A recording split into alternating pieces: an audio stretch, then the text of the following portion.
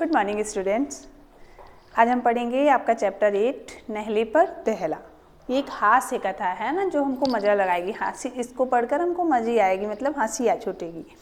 तो ये हास्य कथा कंजूस सेठ और एक चतुर ठग की कहानी है। एक सेठ था जो बहुत ही कंजूस था उसकी, और एक ठग था जो उससे मतलब वो उससे चतुराई करता है। इन दोनों की कहानी है। कंजूस सेठ को चकमा देकर चतुर ठग कैसे उससे रुपए वसूलता है, कहानी पढ़कर हम लोग ये देखेंगे। एक सेठ बहुत कंजूस था। वह किसी को एक पैसे दान में तक नहीं देता था। घर के लोगों को भी उसने कभी खाने पहनने के लिए सुखपूर्वक रहने नहीं दिया। मतलब बहुत बदमाश टाइप का था। उसकी कंजूसी से परिवार पहले ही जो परिवार के लोग थे बहुत परेशान रहते थे। लाखों की संपत्ति थी उसके पास, पर खर्च नहीं करता था। खर्च का नाम सुनकर उसे बुखार आ जाता था। एक ठग ने सोचा कि किसी तरह इस सोम से कुछ ठगना चाहिए। एक ठग आया, सोचा, उसके मन में ये ख्याल आया दिमाग में कि इस कंजूस सेठ से कुछ ना कुछ तो निकलवाना ही होगा। इसके पास लाखों रुपए हैं, पर ये किसी को एक पैसा नहीं देता है। दान पुण्य के नाम पर भी सोने ही है, तो नौकरों को भी पूरा, मतलब जो उसके घर में नौकर काम करते थे उसे भी वो पूरी मजदूरी मेहनताना उनका नहीं देता था।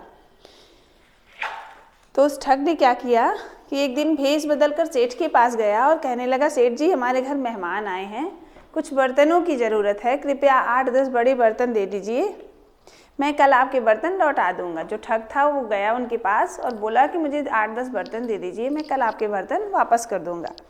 सेठ ने बहुत नानुकुर करने के बाद बहुत मना किया। उसके बाद 8-10 बर्तन दिए। अगले दिन वह ठग बोला बर्तनों को 5-6 अन्य छोटे बर्तनों के साथ पहुँचा गया। ठग ने क्या किया कि 5-6 बर्तन और उसको साथ में छोटे छोटे दे दिए। सेठ ने बर्तन संभालने के बाद पूछा कि ये छोटे बर्तन कहाँ से आए। ठग बोला, सरकार आपके बर्तनों ने बच्चे दिए हैं। बर्तन भी बताओ, कभी बच्चे देते हैं? तो उसने कहा कि आपके बर्तनों ने बच्चे दिए हैं, अतः मैं बच्चों सहित आपके बर्तन लौटाने आया हूँ। सेठ ने लालच के कारण कुछ नहीं कहा और उन सभी बर्तनों को अपने पास रख लिया। कुछ दिनों के बाद वो ठग फिर से गया और उसने क्या कहा कि सेठ जी परसों लड़की का विवाह है, इसलिए आप की बार मुझे सोने चांदी के कुछ बर्तन कुछ दिनों के लिए दे दीजिए। सेठ ने पहले कहा, सोने चांदी के बर्तन भी कोई देते हैं? ऐसे नहीं दिए जाते, इसके 100 रुपये रोजाना लगेंगे, मतलब पैसे लगेंगे इसको अगर मैं दूंगा तो उसने कहा कि अभी ले लीजिए। कुछ पैसा उसने दिया और उसका किराया, और अभी उतना पैसा ले लीजिए, बाद में मैं आपको दे दूंगा, बर्तन सहित आपको वापस कर दे दूंगा।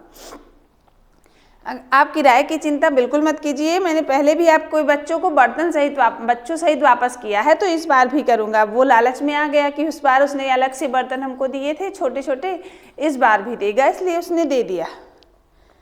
उसने 15-20 हज़ार के उस बर्तन को ठग को दे दिया। ठग बर्तन ले जाकर बाजार में बेच आया। जब 8 दिनों तक बर्तन वापस ना आए तो सेठ घबराने लगा। अब सोने चांदी के बर्तन थे तो सेठ घबराने लगा मन ही मन। इधर उधर से ठग के घर का पता पूछा और सेठ उसके घर पहुंचा। वहां उसने देखा कि ठग बाल मुंडाए रोनी सूरत बनाए बाहर बैठा है। सेठ जी को देखते ही ठग बोला, सेठ जी आपने मेरे साथ बड़ा धोखा किया है। सेठ जी ने आश्चर्य से पूछा, वाह भाई, आज तक तुमने मेरे बर्तन वापस नहीं किए और मुझे ही बोल रहे हो कि मैंने तुम्हारे साथ धोखा किया है। ठग बोला, सेठ जी आपने मुझे मरणासन बर्तन दिए थे, आपके बर्तन तो मर गए। मतलब ऐसे बर्तन थे आपके जो कि मरने वाले थे और आपके बर्तन मर गए। उनका दाह संस्कार करना पड़ा और उस 13वीं में भी कुछ पैसे उसमें लगे, मतलब कुछ पैसे मुझे लगाने पड़े। आप 800 रुपये आप ही निकालिए, यह कहकर वह छाती पीट कर चिल्ला, मतलब ऐसे ऐसे करके रोने लगा। सेठ के तो डर गया। सेठ बहुत सारे लोग जब इकट्ठा हो गए तो सेठ डरने लगा। उसने क्या चुप हो गया। आप क्या कहे, वो अपने बर्तनों के बारे में पूछा ही नहीं। और उसे पहली बार जब उसने कहा, जब पहली बार मैंने आपको बर्तन लौटाए थे तो आपने बच्चों से चुपचाप ले लिए थे, अब देने की बारी आई तो आप दे नहीं रहे हैं। इतना कहकर सेठ जी से वो चिल्लाने लगा। जब बहुत सारे लोग इकट्ठा हो गए झगड़ा सुनकर, तो सेठ जी ने 800 रुपये उसे निकाल कर दे दिए और अपने बदनामी के कारण और चुपचाप वहाँ से चले गए। जब लोगों को बाद में ये बात पता चली तो सबने उसका मजाक उड़ाया और कहा जैसे को तैसा। इसी को कहते हैं कि नहले पर दहला, है ना। जैसे ठग था वैसे ही सेठ था, दोनों एक ही जैसे थे, वो भी बदमाश और वो भी बदमाश, है ना। तो आपका चैप्टर ये खत्म हो गया। क्वेश्चन आंसर फिर इसको भेज देंगे, तो प्रिपेयर कर लीजिएगा एग्ज़ाम के लिए, है ना।